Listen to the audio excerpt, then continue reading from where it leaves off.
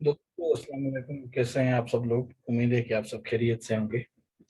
तो आज के इस सेशन में हम आप सबको खुशामदीद कहते हैं। आज का ये जो हमारा सेशन है, ये सेशन बुनियादी तौर पे तो जो है वो नॉर्मल सेशन से हटके है। और आज के इस सेशन में हम ऐसी टॉपिक जो है वो आपके सामने रखेंगे जो आम तौर पे मुख्तलिफ किस्म के एसेज में एक तो पूछी जाती है, और दूसरा ये है कि इसके ऊपर जो है वो काफ़ी डिस्कशंस और डिबेट्स जो होती हैं हमारे मुआशरे में।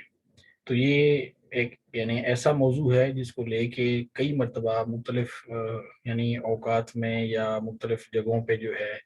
इसके ऊपर बातचीत की जाती है, और लोग जो है वो मुख्तलिफ राय रखते हैं। तो आज के इस सेशन में हम जो है पढ़ेंगे कि इस्लाम में औरत जो है और उसके जो हकूक़ हैं उनके बारे में इस्लाम क्या कहता है। तो ये एक बड़ी ही इंटरेस्टिंग टॉपिक है, और इसमें हम आपको तफसील से बताएंगे कि इस्लाम जो है वो औरत के किस तरह के हकूक़, जो उसके राइट्स है वो मुतय्यन करता है, या जो औरत की एक रिस्पेक्ट है, जो डिग्निटी है दीन इस्लाम में, वो किस तरह से है। तो आज का हमारा सेशन शुरू करने से पहले आपसे एक छोटी सी रिक्वेस्ट ज़रूर होगी कि इस चैनल को ज़रूर सब्सक्राइब कर लीजिएगा अगर आप इस चैनल पर नए हैं, और साथ में बेल आइकन को भी प्रेस कर लीजिएगा ताकि जो आने वाले सेशंस हैं उनके बारे में आपको जानकारी मिलती रहे। अपने कीमती कमेंट्स हमें ज़रूर आगाह रखिएगा, या अगर आपको कोई क्वेश्चंस हो इनसे रिलेटेड, आज के सेशन से रिलेटेड, तो वो भी आप कमेंट्स में से पूछ सकते हैं। और इसको लाइक कीजिएगा और अपने फ्रेंड्स के साथ शेयर भी कीजिएगा। तो चलिए शुरू करते हैं हमारा आज का सेशन। और सबसे पहले हम देख लेते हैं कि इस्लाम जो है उसमें जो प्राइमरी डॉक्यूमेंट है यानी कुरान मजीद, क्योंकि कुरान मजीद जो है वो यानी एक सुप्रीम कमांडमेंट है, यानी उसका जो हुक्म होता है वो यानी फाइनल एक तरह से हुक्म है। तो हम सबसे पहले देख लेते हैं कि कुरान जो है वो औरत के बारे में क्या कहता है, उसका जो स्टेटस है, मकाम। तो कुरान मजीद ये कहता है कि मर्दों और औरतों को जो है वो यकसा यानी बराबर के जो है वो इखलाकी हकूक हासिल हैं। यानी उसमें कोई जो है ये नहीं है कि मर्द को ज़्यादा हकूक हैं और औरत जो है उसको कम है, ऐसा नहीं है, बल्कि दोनों को बराबर हैं। और दोनों को बाद की ज़िंदगी में यकसा इनामात मिलेंगे, एक जैसे, यानी लाइफ एयर आफ्टर, यानी जो जन्नत की बात की जाती है तो उसमें भी दोनों बराबर हैं, और दोनों को एक जैसे जो है वहाँ पे इनामात मिलेंगे, या वो भी बुनियादी तौर पे एक जैसी ही ज़िंदगी होगी, मर्द हो या औरत हो, कोई फ़र्क नहीं है। अलबत्ता कुरान मजीद में ये ज़रूर है कि जो जेंडर है, यानी जो एक सन्फ है, सन्फी लिहाज से जो है उसमें मुख्तलिफ चीज़ें बयान की गई हैं। तो ये जो किरदार है, जो जेंडर एक तरह का कैरेक्टर है या जो रोल है, ये यानी इसकी दो यानी कुरान मजीद में इसके अहकामात हैं जहाँ पे इसकी वाज़े की गई है। एक तो ये है कि औरत और मर्द जो है उसके दरमियान जो रूहानी बराबरी है वो तो है, वो यानी स्पिरिचुअली दोनों बराबर हैं, उसमें कोई वो दो राय नहीं है। दूसरा ये है कि जो ख्याल है कि औरतें जो हैं उनका बुनियादी तौर पे जो मकसद है वो फेमिनिटी है, यानी जो बेसिक उनका जो प्राइमरी उनका काम है वो बच्चे पैदा करने का जिस तरह से है, क्योंकि जाहिर सी बात है जो फीमेल है वही ऑफ स्प्रिंग्स जो है या बच्चे जो है उनको जन्म देती है, जहाँ से जो जो नस्ल है वो यानी परवरिश पाता है, या एक तरह से उसका तसलसल जो है वो बरकरार रहता है। और मर्द जो है वो क्योंकि मस्कुलिन है यानी मुज़क्किर है, तो उसका काम जो है वो उस तरह की चीज़ें जो हैं उनको देखना है। तो वैसे सूरह अहज़ाब में भी हम देखें तो वहाँ पे हमें मालूम होता है कि औरत और मर्द जो है उसके दरमियान जो रूहानी यानी मसावात हैं वो बराबर हैं, उनमें कोई फ़र्क नहीं है। आप सूरह अहज़ाब की जो है वो आयत जो है वो 35 नंबर जो है सूरह, इसकी आया जो है वो आप देख सकते हैं, और इसमें भी आपको ये क्लियर कट जो है वो इंडिकेशन मिल जाएगी कि रूहानी लिहाज से औरत और मर्द जो है वो दोनों बराबर हैं। सिर्फ ये एक है कि उनके कुछ जो किरदार हैं वो यानी एक तरह से स्पेसिफाई किए गए हैं, खास हैं। मिसाल के तौर पे बुनियादी काम औरत का जो है वो बच्चे पैदा करना है, और इसी तरह से मर्द जो है उसका काम ये है कि वो अ, कमा के जो खाने पीने का इंतज़ाम है या रहन सहन है या जो कपड़े हैं या जो छत है वो अरेंजमेंट जो है वो मर्द ने करनी होती हैं। इसी तरह से अगर हम रिवार्ड्स की बात करें जो यानी औरतों की है, तो अ, اس میں بھی ایسے ہی ہے، جو یعنی مسلمان مرد اور عورت جو ہے، جو مومنین ہیں، بلیورس ہیں، تو سچ بولنے والے مرد اور عورتیں، آپ دیکھیں گے کہ مرد اور عورت دونوں کا ذکر آ رہا ہے، یعنی یہاں پہ بھی برابری ہو رہی ہے۔ اسی طرح سے صبر کرنے والے مرد اور عورتیں، صدقہ دینے والے مرد اور عورتیں، روزہ رکھنے والے مرد اور عورتیں، اور جو یعنی ایک طرح سے یہ ہے کہ ان کی جو اپنی مخصوص شرم گاہیں ہیں، ان کی حفاظت کرنے والے مرد اور عورتیں، اور اسی طرح سے جو اللہ کے ذکر کو جو ہے وہ اپنے دل میں اور اپنے زبان میں جو ہے وہ ہر وقت یہ ذکر اللہ کا جو ہے وہ جاری و ساری رکھتے ہیں، تو ایسے مرد اور عورتیں، ان کے لیے اللہ جو ہے کہتا ہے کہ ان کے لیے یعنی بڑی مغفرت ہے اور بڑا ہی اجر عظیم جو ہے وہ ہے اللہ کے ہاں۔ اسی طرح سے اسلام کہتا ہے کہ اللہ کی نظر میں مرد اور عورت جو ہیں وہ کیونکہ برابر ہیں تو برابر ہونے چاہیے، اور انہیں یکساں کردار ادا کرنے کی اجازت ہے۔ تو یکساں کردار مختلف یعنی صورتوں میں ہے، معنوں میں ہے، کہ مثال کے طور پہ اگر مرد حج کر سکتا ہے تو عورت بھی کر سکتی ہے، اگر مرد جو ہے وہ نماز پڑھ سکتا ہے تو عورت بھی نماز پڑھ سکتی ہے، عمرے پہ جا سکتے ہیں دونوں۔ تو یہ اس طرح کی جو یعنی ایکول ایک طرح کے کردار ہیں، رول ہیں، وہ ہیں۔ اور اس کے بعد ہے پھر اگین جو ہم بات کرتے ہیں equality of man and woman کی، تو آپ مختلف معاشرے میں دیکھ رہے ہوتے ہیں، ہمارے ایک سوسائٹی میں جس کو شگل سوسائٹی کہا جاتا ہے، یعنی کچھ شگلیہ لوگ ہیں جو بیجا یا ان کو بنیادی طور پہ معلومات ہوتی نہیں ہیں، اور ویسے ہی وہ اٹھ کھڑے ہوتے ہیں اور اسلام پہ تنقید شروع کر دیتے ہیں۔ تو ان کے لیے یہ ہے کہ ایکولیٹی ہے اسلام میں مین اینڈ وومن کی، یعنی عورتوں اور مردوں کے بارے میں اسلام کا بنیادی نظریہ جو ہے وہ بالکل کلیئر ہے۔ تو جو افعال کی ایک طرح کی تکمیل ہے اس کا تقاضا کرتا ہے، اور کائنات کی ہر چیز کی طرح یعنی انسانیت کو ایک جوڑے میں بنایا گیا، اور سورہ زاریات میں آپ دیکھیں تو یہ آپ کو وہاں پہ آئیڈیا مل جائے گا۔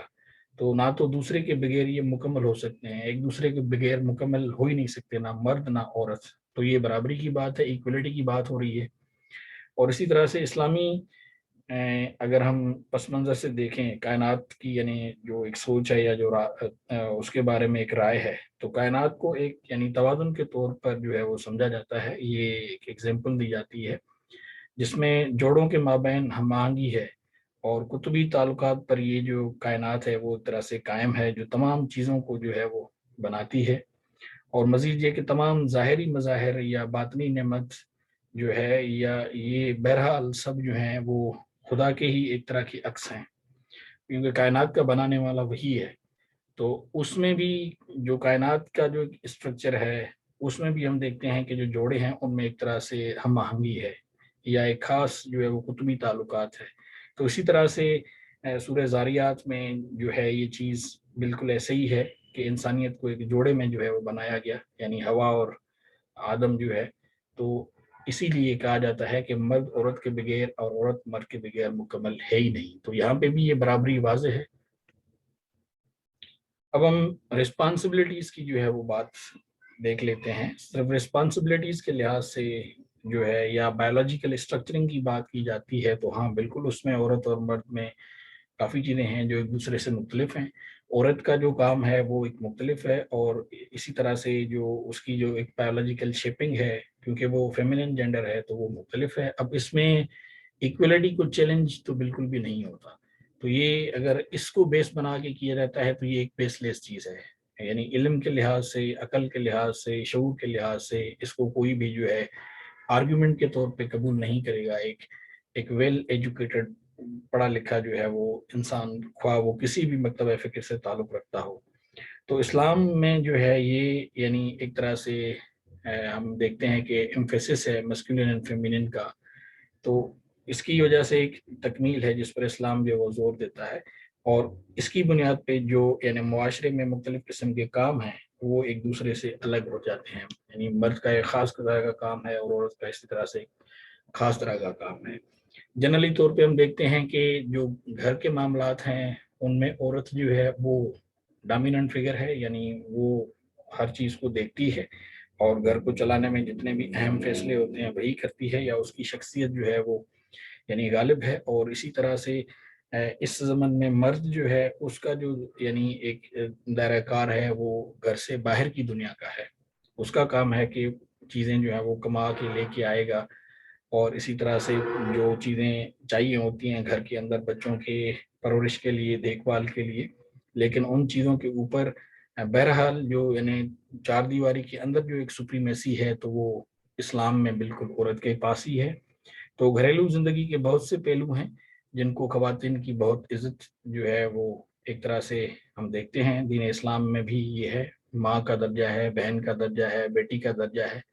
تو خاص طور پہ اسلام جو ہے وہ جنت کیونکہ ماں کے پاؤں تلے ہے، تو یہ ایک بہت بڑی ایک ڈگنیٹی ہے، ایک ریوارڈ ہے جو کہ دنیا کے کسی بھی دوسرے مذہب میں نہیں ملتا. تو اسی طرح سے جو عورتیں ہیں وہ گھر میں دیکھ بھال کرتی ہیں، اور اسی طرح سے نگہداشت وہ جو ہے ان کی، اور ہم دیکھتے ہیں کہ جو شادی بیاہ وغیرہ کے معاملات ہوتے ہیں ان کی ارینجمنٹ جو ہے وہ سارا کچھ ان کے پاس ہی ہوتا ہے. اس میں مرد حضرات جو ہیں ان کا اتنا زیادہ اہم رول نہیں ہوتا. تو یہ کوئی ایک یعنی فیملی انسٹیٹیوشن یا فیملی بانڈنگ جو میرج جس کی ایک آپ سمجھ لیں کہ اہم جز ہے، تو یہ کوئی معمولی بات نہیں ہے. اور اس میں جو یعنی عورتوں کا کردار ہے وہ ایک لازوال ہے اور بڑا ہی اہم ہوتا ہے، بڑی ایک اہمیت کا حامل ہے. اور یہ ایک ڈگنیفائڈ اور ریسپیکٹڈ جو ہے یہ ایک اسٹیٹس ہے جو اسلام عورت کو دیتا ہے اس کی ریسپانسبلٹیز کے شیپ میں. علم کے لحاظ سے بھی ہم دیکھتے ہیں لوگ یہ یعنی کہتے ہیں کہ اسلام جو ہے وہ بالخصوص عورتوں کو جو ہے تعلیم کی اجازت نہیں دیتا. یہ بالکل غلط ہے، ایسا اسلام میں کچھ بھی نہیں ہے. کچھ اسلام کے ٹھیکیدار اگر اس چیز کو انٹرپریٹ کرتے ہیں تو یہ لازمی نہیں ہے کہ جس طرح وہ کہتے ہیں اسلام میں بھی ایسا ہی ہے. اسلام تو کلیئر ہے، کیٹیگوریکل ہے.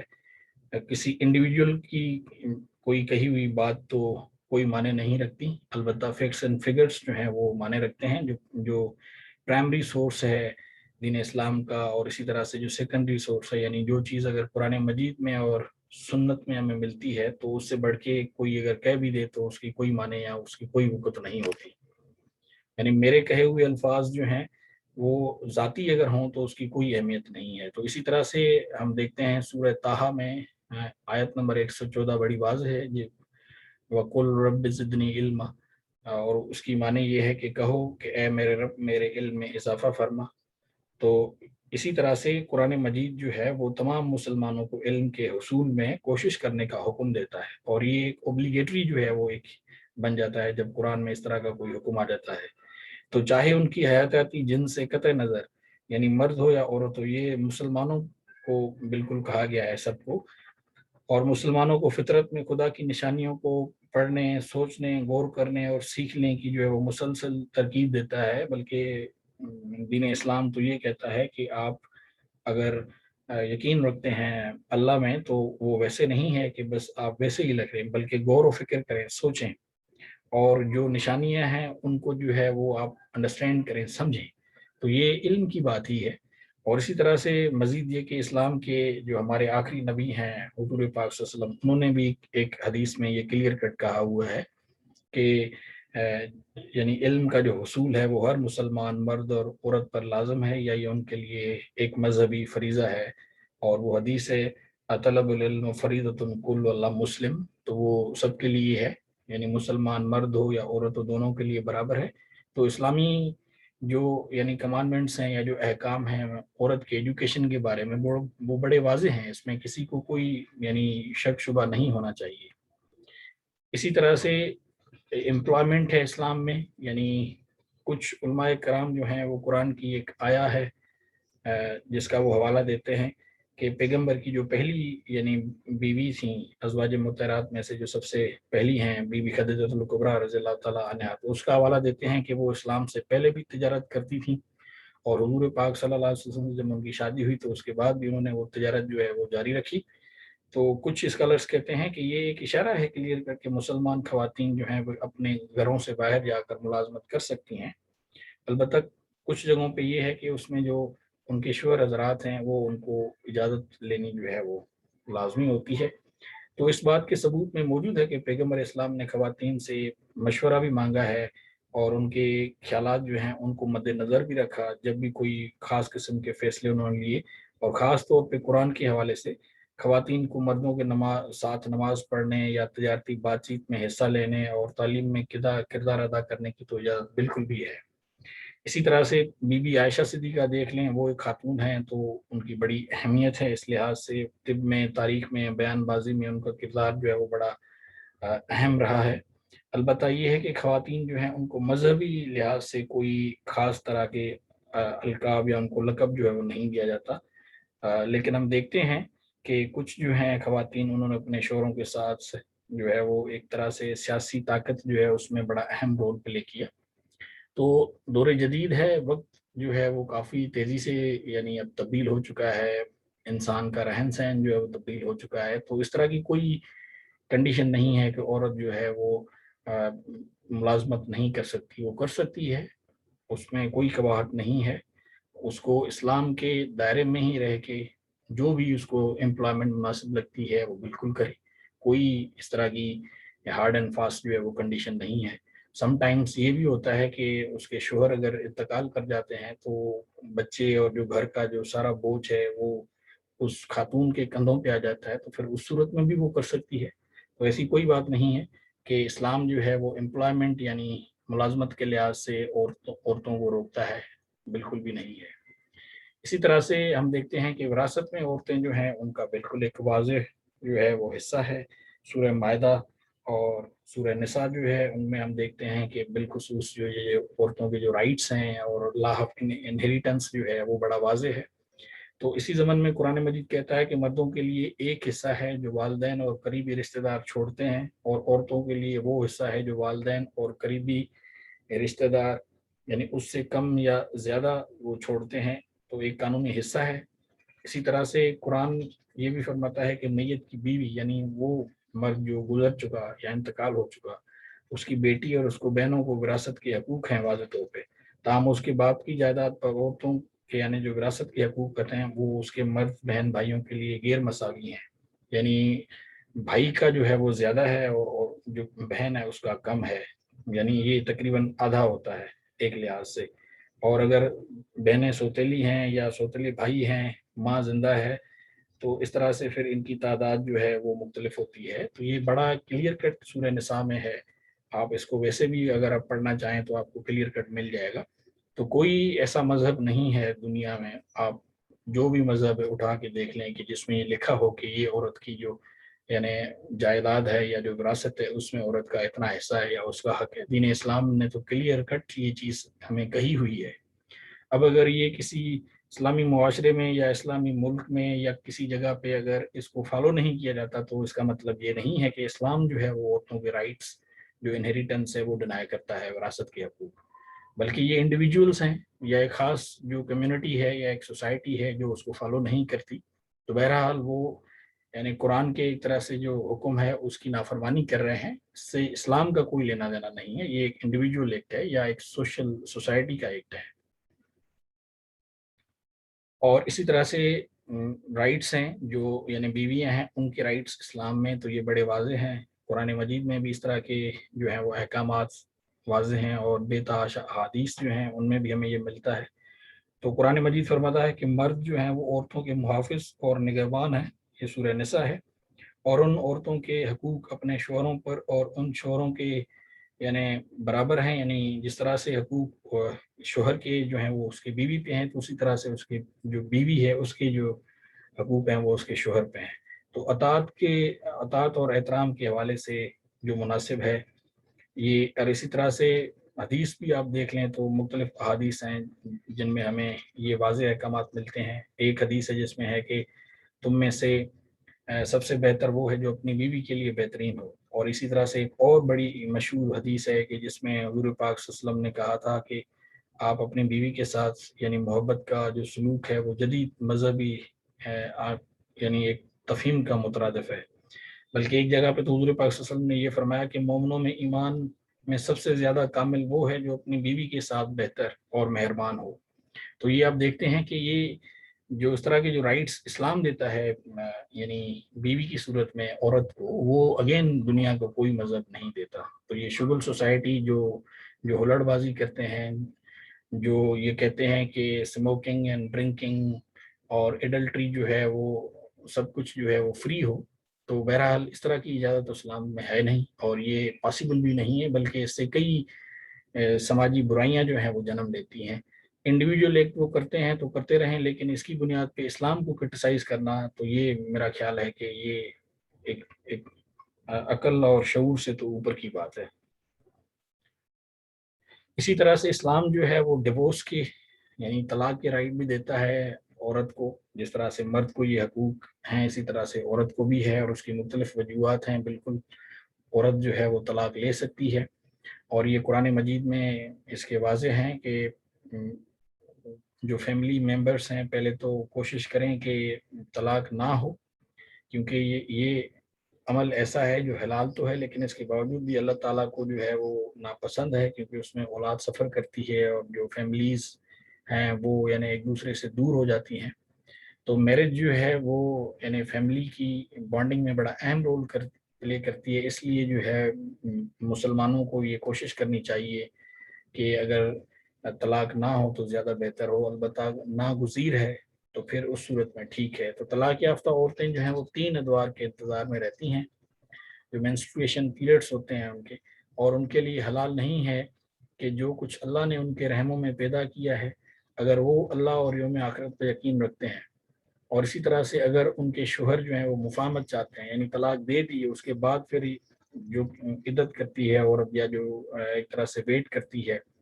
یہ جو 3 پیریڈز ہیں، تو اس بیچ میں اگر مرد جو ہے وہ مفاہمت چاہتا ہو یا وہ اپنی رائے بدل دے تو وہ واپس لے سکتا ہے اس عورت کو، یعنی اپنی زوجہ کے طور پہ، اور انہیں یہ حق ہے، یعنی زیادہ حق ان کا ہے۔ اسی طرح سے بیویوں کی وجہ سے جو ان سے توقع کی جاتی ہے کہ اس کے مطابق جو یعنی مناسب ہے، لیکن مردوں کے پاس جو ہے وہ ذمہ داری یا جو اختیار ہے اس کی ایک ڈگری ہے،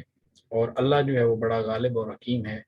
تو یہ چیز بڑی واضح ہے، لیکن کوئی ہارڈ اینڈ فاسٹ یعنی کنڈیشن نہیں ہے۔ مختلف وجوہات ہو سکتی ہیں کہ جس کی، اور وہ جینیون ہو سکتی ہیں کہ جس کی بنیاد پہ عورت طلاق لینا چاہتی ہے تو اس کا حق اسے اسلام نے دیا ہے۔ تو اسی طرح سے یہ جو آیت ہے قرآن مجید کی سورہ نمبر 2 میں، یہ آیہ نمبر 28 ہے، تو یہ آیت نہ صرف اسلام میں عورتوں کے یعنی طلاق کے حقوق کی وضاحت کرتی ہے، بلکہ یہ عورت کے ذریعے شوہر کے بچے کو، یا جو ایک طرح سے طلاق دینے کی ایک غیر قانونی تحویل جو ہے اس کو روکنے کے لیے عدت بھی جو ہے وہ بیان کرتی ہے، اور اس بات کی وضاحت کرتی ہے کہ جو بھی صنف ہے یعنی میل اور فیمیل جو ہیں ان کو طلاق کے حقوق حاصل ہیں، اور یہ کہ مرد عورتوں سے جو ہے وہ اس لحاظ سے ایک درجہ اوپر ہیں کہ عورت جو ہے وہ ایک طرح سے یعنی بنیادی طور پہ طلاق ویسے جس طرح مرد دیتا ہے تو وہ یا جو ڈیسیشن ہے وہ عورت ڈائریکٹلی نہیں لے سکتی، اور اسی لیے کہا جاتا ہے کہ جو فیملی میں جو یعنی بڑے ہوتے ہیں دونوں خاندان کے، کوشش کریں کہ وہ اگر اس طرح سے معاملات اگر بن جاتے ہیں تو کوشش کریں کہ وہ اس طلاق کو روکیں۔ تو یہ تھا ہمارا آج کا سیشن، جس میں ہم نے جو اسلام میں عورت کے مختلف پہلوؤں سے جو حقوق ہیں ان کا ہم نے بغور جائزہ لیا۔ تو مجھے امید ہے کہ یہ سیشن آپ کو جو ہے وہ کافی انفارمیٹو لگا ہوگا، اور آپ کو کافی چیزیں جو ہیں اب کلیئر ہو چکی ہوں گی۔ بس یہی امید ہے کہ یہ جو آپ عجیب و غریب قسم کے جو نعرے دیکھتے ہیں شگل سوسائٹی کے، تو آپ ان کی طرف کوئی دھیان نہ دیں، اسلام کا ان سے کوئی لینا دینا نہیں ہے، اور یہ ایک بلا وجہ جو ہے وہ تنقید ہے۔ اس کے برعکس آپ دیکھیں تو جس طرح کی یہ ڈیمانڈ وہ کر رہے ہیں، تو آپ اگر مغربی معاشرے میں عورت دیکھیں یا کسی اور معاشرے میں دیکھیں تو وہاں پہ تو عورت جو ہے وہ ایک شو پیس ہے، بلکہ وہ اس کو ایک امیوزمنٹ یا ایک تھنگ فار سیکس اور انجوائمنٹ کے طور پہ وہ لیتے ہیں۔ اسلام تو اس طرح بالکل بھی نہیں ہے، وہ تو عورت کا جو مقام ہے اس نے بیان کیا ہے، اس کی ڈگنیٹی اور اس کی ریسپیکٹ اور اس کا آنر، اور جو بایولوجیکل اس کی جس طرح اسٹرکچرنگ ہے، جو اس کا بنیادی کام ہے کہ عورت کی بیسک ریسپانسبلٹی یہ ہے کہ وہ گھر اور اپنی اولاد جو ہے اس کی دیکھ بھال کرے، تو یہ کوئی معمولی بات نہیں ہے۔ تو آئی ہوپ کہ آپ کو یہ چیزیں اب کافی کلیئر ہو چکی ہوں گی۔ تو اب آپ سے اجازت لینے کا وقت آ گیا، تب تک کے لیے اپنا بہت زیادہ خیال رکھیے گا۔ آپ سے کسی دوسرے سیشن میں بہت جلد ملاقات ہوگی۔ سو ٹائم ٹو سے you good by and take care your self.